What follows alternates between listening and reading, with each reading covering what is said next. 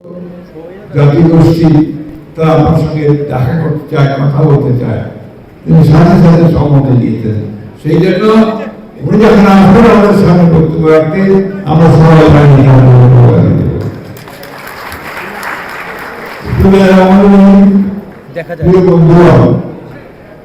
আমি বক্তব্য একদমই ভালো না।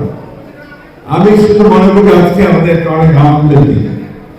আমাদের যে আমাদের ক্ষুদ্র জাতিগোষ্ঠী ভাইয়েরা তাদের অনেক দিনের যে আকাঙ্ক্ষা, ইচ্ছা, তারা আমাদের নেতার সঙ্গে মিলিত হবে, তাদের কথাগুলো বলবেন, সেটা আজকে আমরা পূরণ করতে পেরেছি।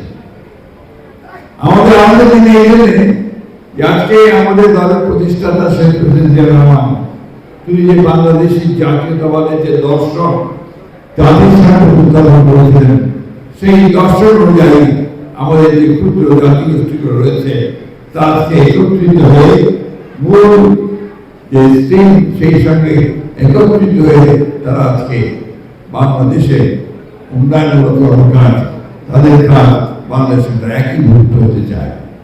আমি একটা সুযোগ করে শেষ করতে চাই, কারণ সময় খুব কম। আমরা জানেন যে একটা ফ্যাসিস্ট সরকারের দীর্ঘ নির্যাতনের একটা শাসনের পরে আমরা একটা অভ্যুত্থানের মধ্য দিয়ে একটা সুযোগ পেয়েছি একটা নতুন বাংলাদেশ তৈরি করবার, নতুন বাংলাদেশ নির্মাণ করবার। এই নতুন বাংলাদেশ নির্মাণ করার জন্য আজকে আমরা সবাই অন্তত একটা বিষয়ে একমত,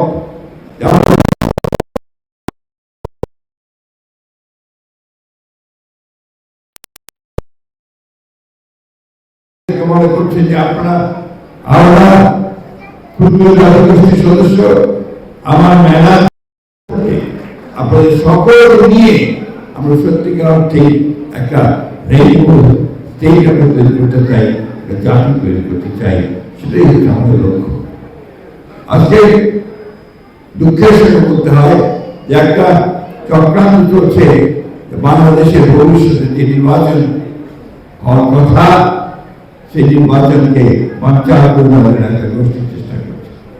আজকে দুঃখের সঙ্গে বলতে হয় যে কি উগ্রবাদ, তারা বিভিন্ন রকম উগ্রবাদের কথা বলে মানুষকে বিভক্ত করতে চায়, বিভাজন সৃষ্টি করতে চায়। আজকে আমাদের সকল দায়িত্ব হবে একসাথে, ঠিক ৭১ সালে যেমন আমরা সবাই মুসলমান, বৌদ্ধ, খ্রিস্টান, আমরা ক্ষুদ্র জাতি বা বড় জাতি একসাথে বসে লড়াই করেছিলাম আমাদের একটা ভূখণ্ডের জন্য, স্বাধীনতার জন্য, সার্বভৌমত্বের জন্য, আমাদের অধিকার প্রতিষ্ঠা করার জন্য। সেইভাবে আমরা আমাদের অধিকার রক্ষা করার জন্য, আমাদের সেই যে লক্ষ্য ছিল একটা স্বাধীন বাংলাদেশ করার জন্য, মুক্ত বাংলাদেশ করার জন্য, সেই লক্ষ্যে আমরা কাজ করব। আমাদের বিশ্বাস আছে যে আমাদের নেতা রহমান সাহেব উনি এত পর্যন্ত যে কথা আমাদের সামনে বলেছেন, কাজ তিনি করেছেন, তাতে আমি সকল জাতিকে ঐক্যবদ্ধ করে, জাতি সকলকে ঐক্যবদ্ধ করে আমরা সেই লক্ষ্যে এগিয়ে যেতে পারব। আমি আমার দল জাতীয় দলের পক্ষ থেকে